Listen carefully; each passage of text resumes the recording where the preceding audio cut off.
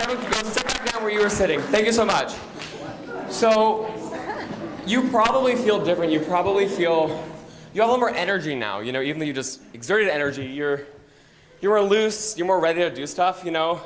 You can see why this might be a great thing to do right as your driver practice starts, maybe, or your driver's about to go on. You know, they want to be focused, but at the same time, you don't want them to like be really low energy. You want them to have that quick thinking, etc. Same with your chairman's team. Heck, maybe this is how you keep your scouts awake. So, You never know. yeah. So what we're going to do now is we're going to go into the first thing that we were talking about. This is listen.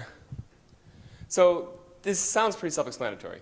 Yeah, you should listen to people, but here's the thing. One of my friends said this, and I really love it, is that make sure that you're listening not to respond, but to hear. It's really important in improv that you listen. If Kira were to say something to me in an improv scene. Hey, I was thinking, where are we going to go out to lunch today? I did finish my school project. Yet no one laughed because it's not good. It's not how you put together a good scene, because if neither of us are listening, even though I heard what she said, I was thinking about what I think is funny, or wasn't funny. Instead, you want to actually hear what the other person said. So, we're going to do a game for this that's called the mirror game. A lot of these games, my few theater people are going to be like, ooh, yeah! But with this game, I need 2 volunteers to help, actually 1 volunteer to help us demonstrate. Yes, perfect. Yeah, buddy. All right, round of applause. What is your name, or what do you prefer to be called when you're... Well, my real name is Oscar, but... Oscar, but your name is... Josh. Josh, okay, Wait, okay, yeah. So, let me unpack that. So the way that this works, and if you're walking in, make sure to get an iPad and sign in, is that Kira and Josh Kerr are going to be mirroring each other. So right along this line right here, as if there's a mirror in between you. So everything is symmetrical. So if I move my hand like this, right. And so we're going to start off with go. So everything Kira does, you have to mirror it as perfectly as possible. Don't make him do the splits. I can't do the split. Right. Fair. This is difficult. All right, now freeze. Now switch.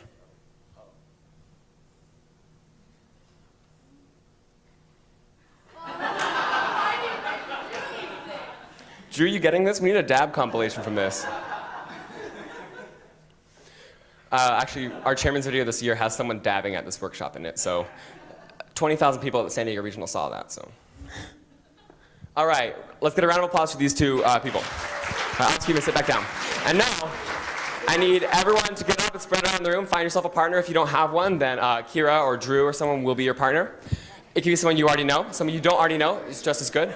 But I need everyone to spread around the room so you have room to do this, and get up.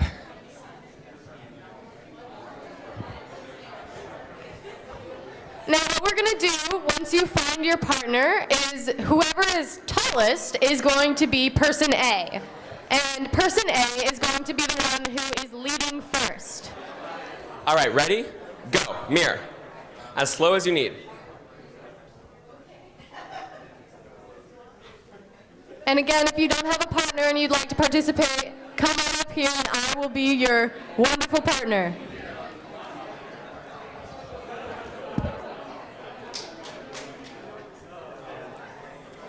And now switch. Now person B leads.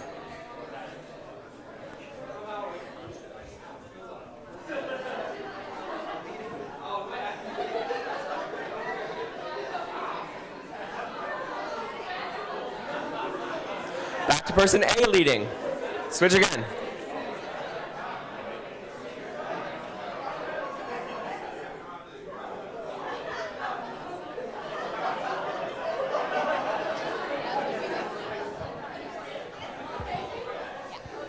All right, now switch back to person B.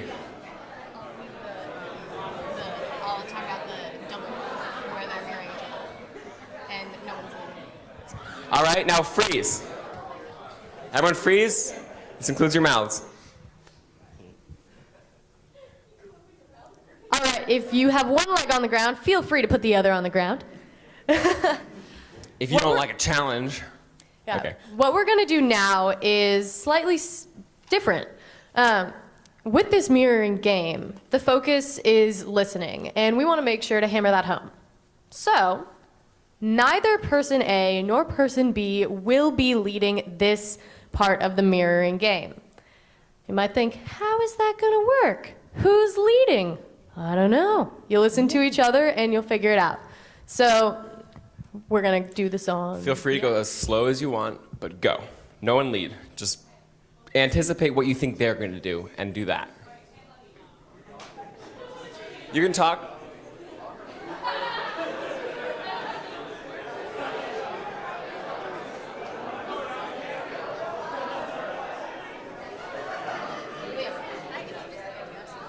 Totally. It's one of the things I know how to do.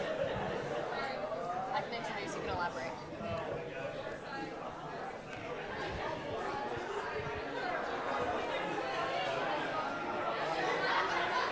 I can have, Liam, I'll pose a question, how did that feel? You can take it from there, look at me when it's time.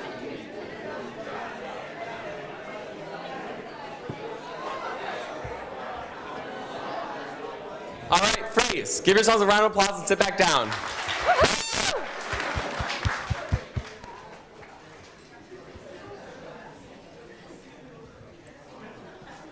Yeah. So to go over what we just did, we had person A lead, we had person B lead, and then we had neither of you lead. I want to ask, how did that feel? Weird. Perfect, yeah. How did it feel versus when one person was leading and then when no one was leading? Chaos.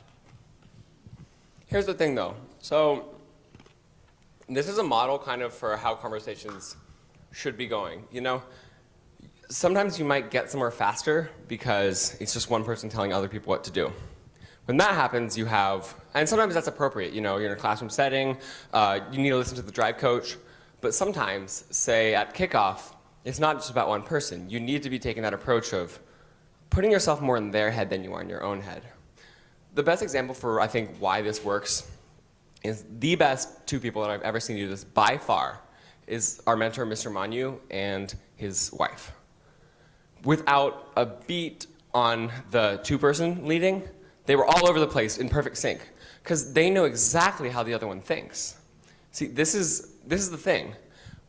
When you get to the point where you can truly know your teammates, then moving with two of you doesn't become slower. It's actually faster and you get more out there. You're doing more things because you're truly in the other person's head. First is such a collaborative thing that this is really the model that I think we should all aspire to. So. And with listening, you want to be able to then build off of each other's ideas. That introduces the idea of support. And support is another one of those key aspects of improv comedy. Right, so who here has done improv or theater before? So there's a two-word mantra that we use in improv. Does anyone know what it is? Who isn't on the Warlords? Oh, I heard something. Yes, and. I heard yes, yes and. Exactly, a round of applause. So what yes and means is that when you're in a scene with someone, you not only want to agree, yes, validate their idea, but also agree to it, and. So to show why this is important, we're going to do the opposite. So first, we're going to do 3 consecutive improv scenes. And we're going to do the first one where all we're really going to start our sentences with is no. You know, it's the contrapositive? I don't remember. Something like that. Yeah, it's the opposite. And so can we get a suggestion of what the scene's about? Just yell it out. This is improv. Submarine. Obviously. Okay, so we're going to do a quick improv scene about a submarine, but each of our sentences, except for the first one, is going to start with the word no. You know, I was thinking about writing a song about a yellow submarine. No, that's never going to work. I think it could be a success. No, it's no. But I think I'm going to write a song about a yellow submarine. No. I think you should help me. See, it's awkward, it's weird, and I can say that for us on stage, it doesn't feel great. Nothing we're saying is being listened to, so we don't make any progress. So, what's the opposite of no? Wow, no. So the opposite of no is yes. So we'll try saying yes, but we're going to say yes, but. You know, we're not quite saying yes and, so let's see if this works. Same suggestion. You know, I was thinking about writing a song about a yellow submarine. Yeah, but like, I mean, I don't know if that'll sell, so it's probably not a good idea. Yeah, but I mean, I think it could be a success. Our other songs were help. Yeah, but like, it's not like good songs about ships. Yeah, but I mean, I think it'll be pretty gnarly. Yeah, but like, you don't have that great of a voice.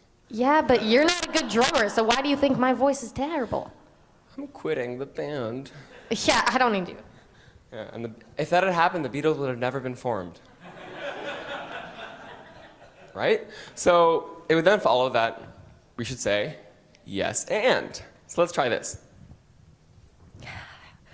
You know, I was thinking we should write a song about a yellow submarine. Yes, and then we can be the single off of our album. Yes, and then we can like spread this song everywhere. Yes, and then they'll call it the British invasion. Yes, and then we'll be everywhere. Everywhere, yes, and I am so excited. Like, we're all gonna have the same haircut, but people will still love us. Yes, and we can make music for the rest of our lives, and it'll go everywhere. Yes, and we might even start a political movement when one of us goes solo. Yes, and this is just, oh my gosh, this is amazing, dude. Yes, Anna, that is how the Beatles were formed. So, here's the thing. One, just objectively based on laughter, that was funnier.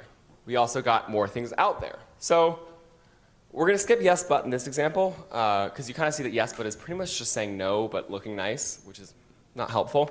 But now we're gonna try a kickoff conversation. So what's a part of the robot that you could be working on this year? Drivetrain. So we're gonna have a conversation about the drivetrain using no. You know, I'm thinking of putting the chains inside of the actual aluminum for this year's No, robot. that'll make it hard to use. Yeah, but I mean, it could be more efficient. No, but like we don't know how to do that. Well, yeah, but I think it'll be good No, because but it'll like look better. we always do tank tread and with like outside.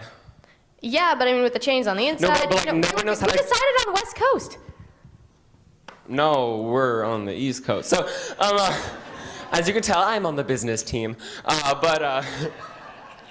So that didn't go anywhere. And the sucky thing is, we've all been in kickoff meetings that feel like that, you know? This is not some foreign thing where team members often have a hard time getting out of, like, I wanted tank tread. I don't know why, but I wanted tank tread. And if you listen to me, you'd have a tank tread robot. But she wanted the chains inside, but I never expanded that idea, so we'd probably spend the first week of our build season arguing, and then someone would just take the reins and force us to do a third different drivetrain. So it's not useful. And I will tell you, our robot does have the chains inside of the metal. So watch what you say. It looks nice. The parents of some of the pit members exchanged some glances when we said, yeah, it's hard to fix, so. Let's see what time it is. All right, so now we're gonna have you guys try this. You don't need to stand up for this one, but find someone next to you, and if you need an extra person, Drew is right there to help. But find someone next to you, could be on your team, doesn't need to be, and we're gonna have some conversations. So, in these conversations, I want us to, what's another part of the robot that we could be designing? Ball, claw, the intake claw. Guys, we're gonna be designing our intake, okay? So everyone, we're gonna be designing an intake for our robot. I need you, everyone here, up here, quiet. Up here. Up here. I'm the kindergarten teacher. So I need everyone to turn to that person and have a conversation about our intake. However, start every sentence, except for the first one, with the word no. Go for it.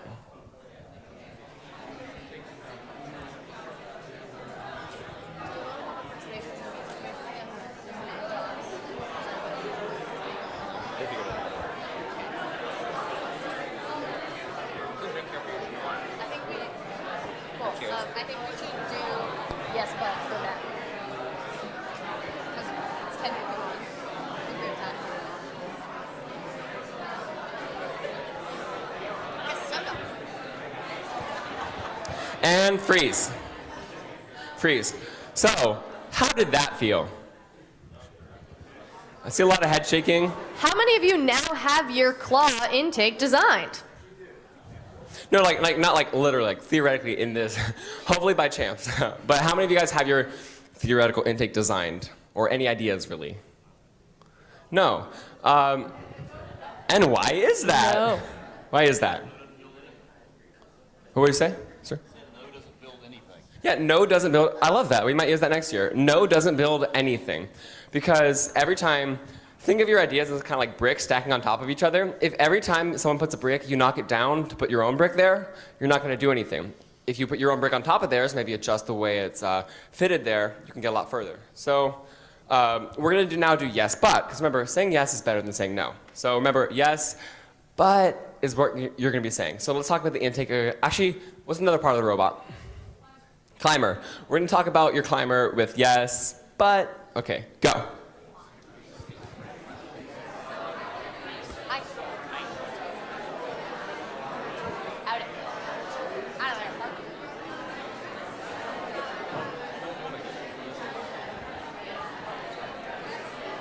Failure takes the longest.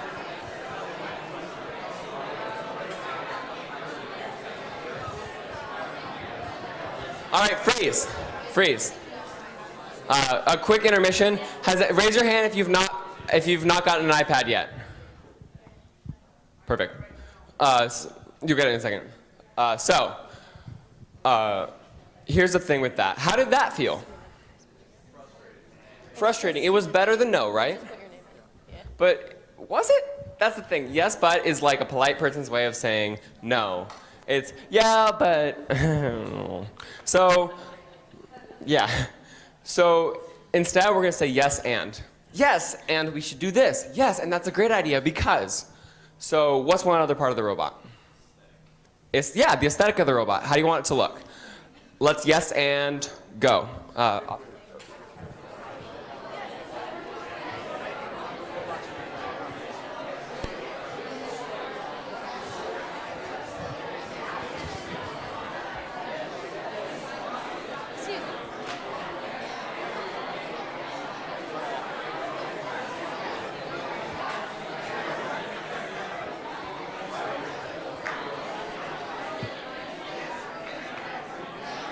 And freeze.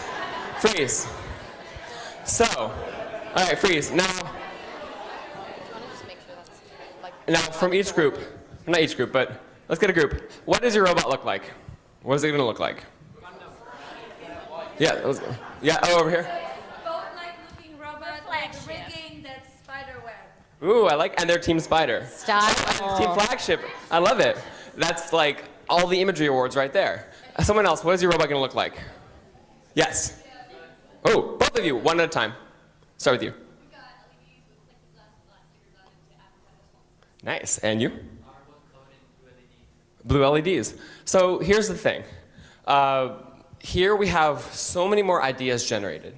And sometimes we think that the only goal is to get the best ideas. However, quantity and quality are not entirely separate. If you only allow yourself to generate a few ideas, you're not going to get the best ideas because you haven't reached them yet. You got to try over and over again until you get there. But here, we're looking for quantity of ideas, and that gets us to the quality of ideas because we workshop these. Now, this was 20, 30 seconds of talking.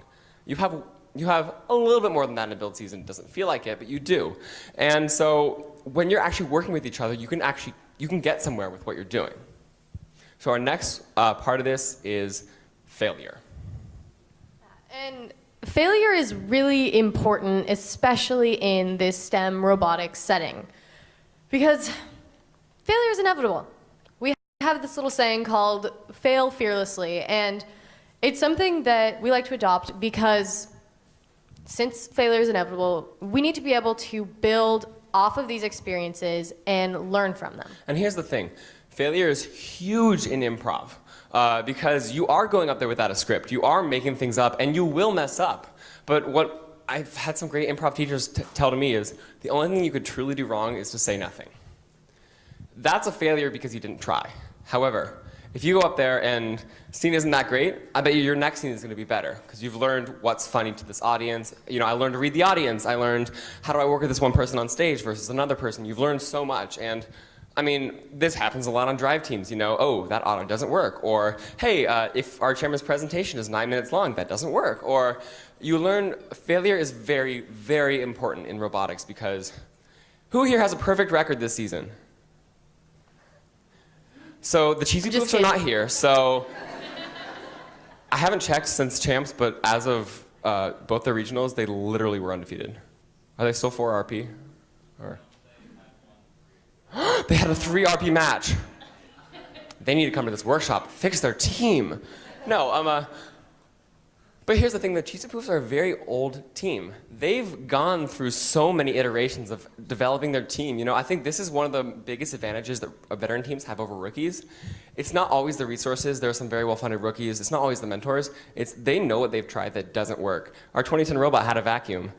It did not work. It just had a vacuum, and so we were just a drivetrain because we didn't use it. Gotta keep it clean, guys. Our 2008 robot, which we built out of parts we found in a dumpster outside the wood shop, we had like one thing we added to it, and we were so proud. It broke off in our first match, so once we figured out what color bumpers we were supposed to wear, because we didn't know that was a thing, we just drove around in circles. So, but now we've been fortunate enough, flash forward some years, we've been winning awards and winning regionals and winning chairmans, but with each of these things, we've failed way more than we've succeeded, and so unless you're the Cheesy Poofs, that's the secret to it. So what we want to do now is invite 10 people up. Let's get some mentors and some students. Yeah, just come up here, and let's stand in a row here. So, all right, yes, you are coming up. Yes, both of you. Who else? Yes, right here. Mr. Cage in the back, or Dr. Cage. Excuse me, I failed. Yes, right there. And who else? Let's get a few more. Mentors, adults. Awesome. And let's get, yes, perfect. Round of applause for our fearless volunteers. Because they don't know what they're doing. But neither do we. So, no. So what we're going to do is something called a failure circle, or in this case, a failure line. So this is normally done in a circle. You can do this with anywhere from like 5 to 30 people. And the goal here is share a time that you've failed. It could be robotics. It could be in life. It could be small. It could be big, so long as you don't like fess up to like high treason or something, and then we have to have a talk. But otherwise, I've never done this that had someone be like, I killed a man. So, not yet. We'll see. First is crazy. So, what we're gonna do, and then after that, you're gonna end your sentence with I failed, and everyone's gonna give the most raucous, roaring applause. Okay? So, for example. In 2016, I was in charge of the graphics on our chairman's presentation. I didn't realize until I watched the presenters go in and saw the board flashing by with the word scholarships spelled inexplicably with 4 H's, big on the board. So I failed. Exactly. All right, Kira. Now here's a non-robotics related one for you, especially the students. My first APUSH test of the year, for those of you who don't know what that is, AP US History, I definitely failed that test. But hey, I might be getting better in that class, so I failed. And the great thing is, I also failed the first test and I ended up with an A in the class. So, but because it kicked my butt and said, hey, study. Yeah, so next, we'll pass along. Yeah, this mic. Yeah, that one. Cool. So this year I was in charge of pulling a trailer to where we were going to deliver it to have our equipment shipped from California. And I thought, hey, I have a tow hitch. I'm going to pull that trailer myself and do it all myself. So I decided to do that. And on the road, it started to rattle and shake. And I finally got to the location, and they looked at me and they said, that ball is too small for that hitch. You should have paid more attention. You're lucky you got here in one piece. I failed. Right. Okay, so in the 8th grade, our math teacher gave us this really big assignment where we had to do note cards on every single formula there was in the math textbook. So I pulled an all-nighter to do it, and he would just like flip through and ask for one formula. So the one formula he asked for, I did not have and could not find at all in the textbook or in my note stack, so I failed. One time in a very public place, in a moment of just sort of great energy, I got up to lead a cheer and I got it completely wrong. I failed, and I'm still getting texts about it. I failed. First year teacher, I felt like I failed when I saw my first student fall asleep in class. And the next class had more students fall asleep, and the next class had more, and I felt really mortified. And well, 7 years in, I have fewer students falling asleep at this point, so I feel like I'm getting better at that. So, as a student, at a certain point, there's nothing you can do. So last year we were going to have like a ramp system for our intake, and I told our designer, hey, make a ramp. And the designer was like, I'm gonna make a ramp. So they built one, or they designed one, printed it, used almost an entire roll of filament, and we ended up calling it thick, and it just did not work, so I failed.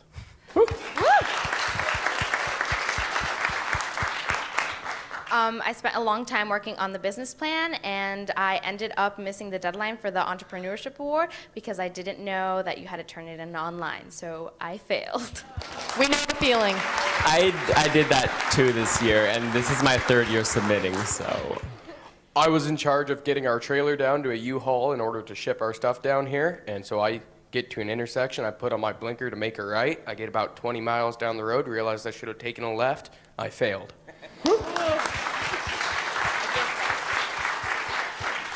So I'm in varsity orchestra, and we had a very prestigious event that went on. So we had to play like 3 different pieces and had to record it and then submit the recording on an online thing.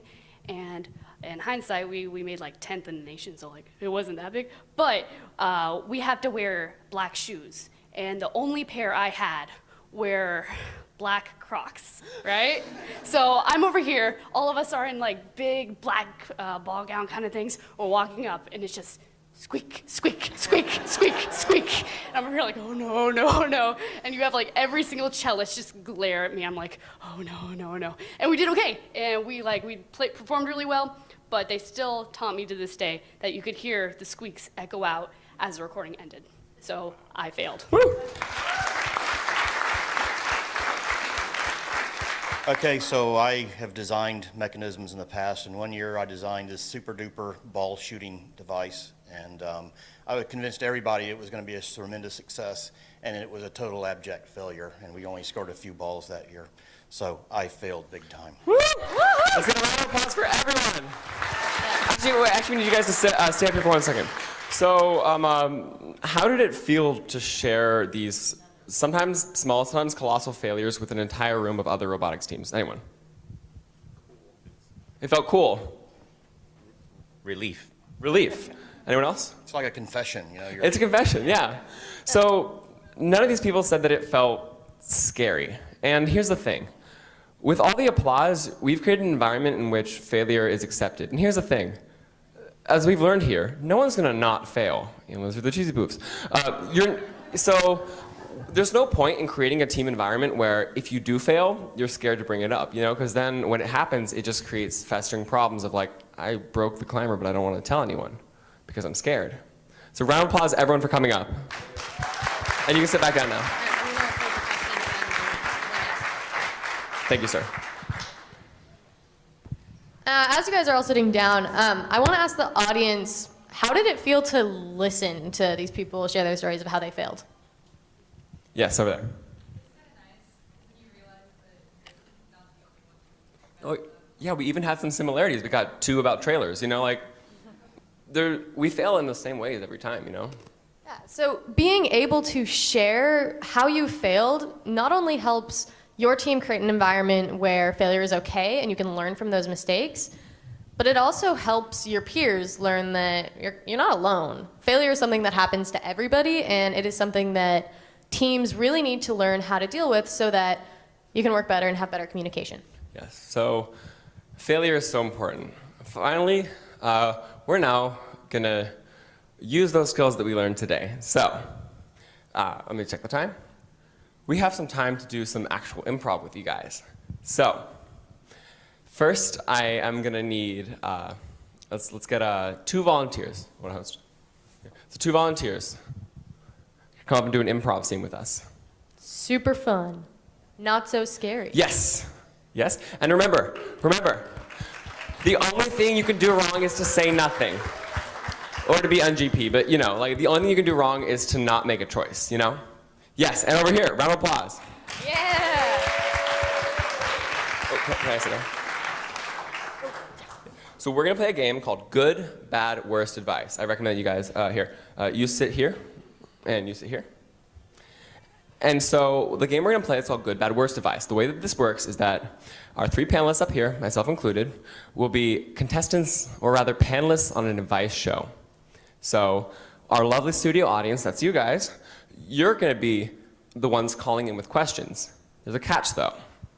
The person sitting in this chair is one, not themselves. So we don't have Mrs. Angelsaria. We don't have Liam Fay. We don't. I don't know which one is his real self.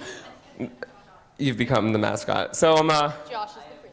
So you're going to be neither Josh nor Oscar. And so I'm sorry, but there's one other catch. The person in this chair is giving good advice. Follow this advice because it is good. In this chair, we are being given bad advice.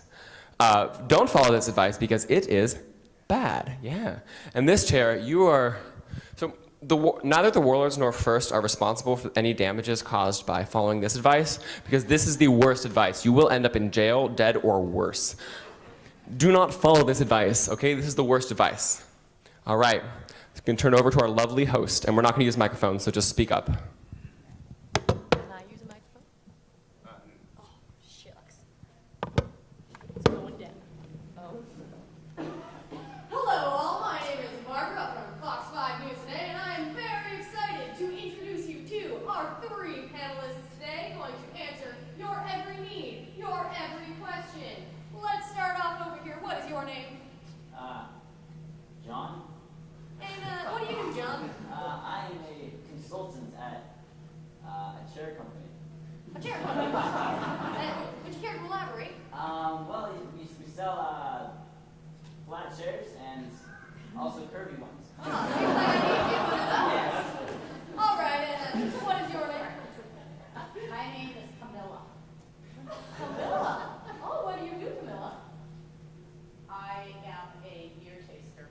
Have you ever considered entering the realm of wine tasting? No. No. I heard that's more common. Tough. Oh, so we're trying to see some unique ideas and perspectives. And what is your name over here? My name is Sir Socks-a-Lot. I have the world's largest collection of socks. Do you have an occupation? Sir Socks-a-Lot. I have the world's largest collection of socks. I have a museum. It smells like socks. Please come on down.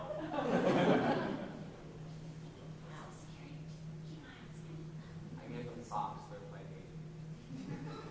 All right, so give a nice round of applause to our three panelists. Okay, that's enough. All right, so does anybody in this wonderful audience have a pressing need, a question they need an answer to? Yes. We had an incident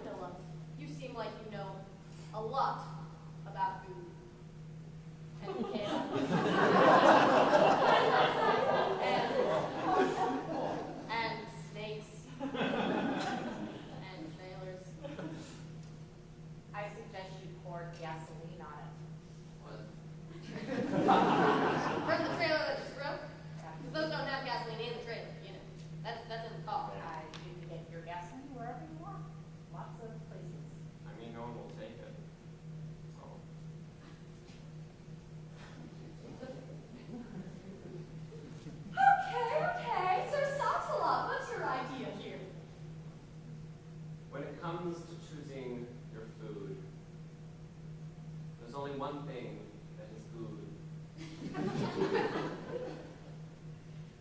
Rude, instead of eating a clock, instead of wearing a smock, I suggest take all your liquid food, pour it into your sock.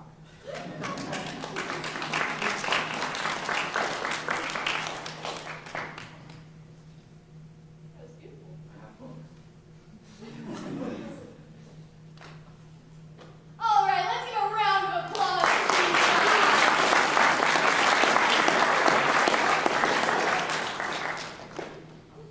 All right, thank you to our two wonderful volunteers.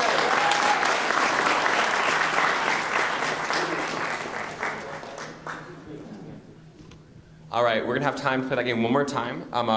So let's get another 3 volunteers. Yes, 1.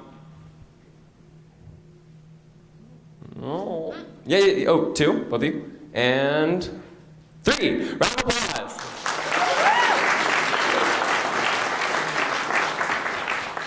Sit in which you know what the chairs do. You know what to do. Yeah, they. Yeah, John's chair company actually. Right. Yeah, they're quality. So, all right. So we're gonna play another round of good, bad, worst advice. Y'all ready? So remember, be a character who's not yourself and answer with good, bad, worst advice. Hello, I'm Tim, and I am from the show of answering questions. I am your Tim. Gosh darn it, Tim. I am your host, and I will be getting some questions from the audience for them to question and answer. All right, now first, let's have our first panelists introduce themselves. Yes, hello, panelist number 1. Hi, I'm Tony. I'm a consultant at a cyber engineering company. Yes, that's it. Wow. Good for you. Tony is a consultant at a cyber security engineering something company. I'm not listening. All right. Next panelist. See, nice, it's important. Next panelist. What is your name and occupation? Steve, and I'm an accountant. Steve's an accountant. Ooh, consultant, accountant. Ooh, exciting. All right, finally, our third panelist. I am Zen, and I am a taxidermist. There we go. Zen is a taxidermist. How long have you been a taxidermist, Zen? A month. A month. Yeah. All right, 3 wonderful panelists up here. One more interesting than the others. And so we have some time for questions from the audience. Yes, let's get some. Yes. Last night we had a problem with students sneaking out after a room check. Is there a way we can stop that? In all honesty, no, but let's get some ideas. All right, our first panelists. Let's get some people from sneaking out after room check. Armed guards. Armed guards, it would work. All right. Next panelist. Let's be honest, students are gonna sneak out. I mean, so some bad advice I could give you here would be, just let them do it. Who knows, they could be going to another team to help them with their scouting program or something.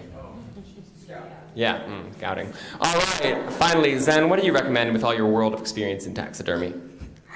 Duct tape them to the ceiling. The ceiling? Is that how you secure your animals? Yep. Figures. All right, next. Let's get another question. Yes. What's your advice for navigating failed relationships? Within your team.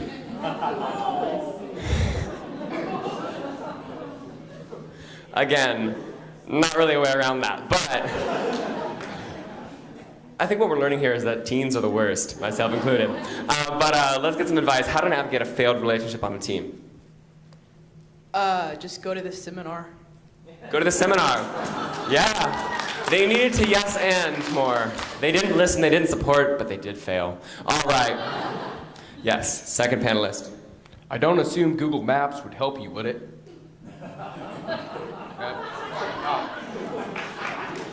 I mean, that would have helped with the first one. Failed relationship, like. Okay. Ha. All right, finally, Zen, our taxidermist. I would stick him in a room with a knife. Obviously. What else? He sure wasn't good advice. Okay, finally, we have time for one more question. And I'm going to stop using the mic because it makes it really weird. Yes, Drew. I've been looking for a 118 shirt for a while. What's the best way to get one? How to get a Robonaut shirt, 118. Best way to trade shirts with a really good team. Bring a shirt with you and trade shirts. Never thought of that. Genuinely never thought about that. All right, person number 2, let's get your advice. Well, to trade something, I'd just say, bring something that's almost worth nothing to you and trade it up. You gotta make the barter an upgrade. It's true. Give them something they don't want. But don't leave them alone. All right, finally Zen. I was dead on the runway. I mean, it would work for a small amount of time. Yeah. So, let's get a round of applause for the 3 candidates.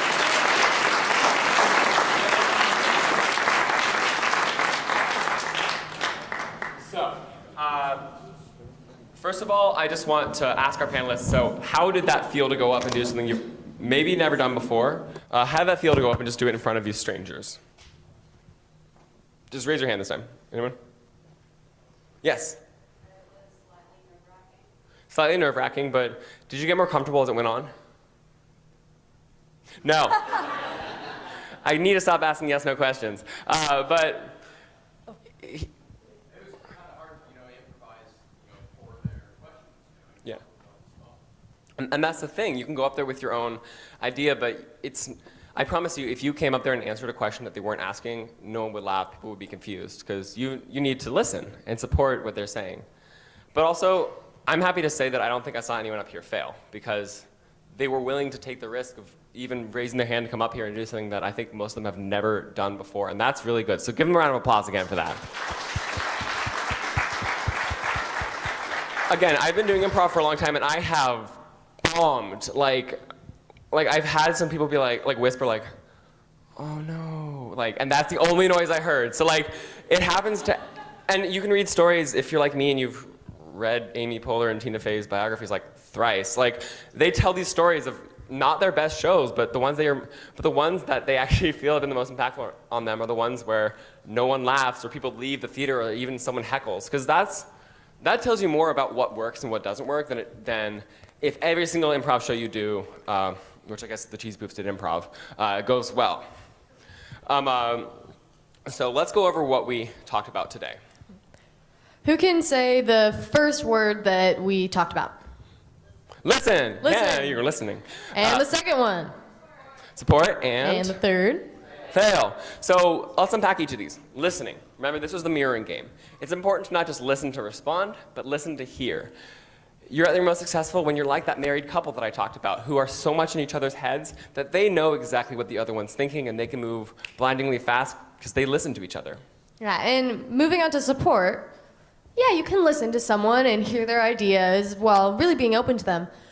But what's going to make that impact is supporting their ideas and seeing where they can go. Exactly. And finally, failure. Failure is inevitable. So if you can be the team that has an environment where when you fail, it's a learning opportunity, then you will succeed. My favorite example of this is a really good friend of ours, the Super Nerds. If anyone's from San Diego, you might know them.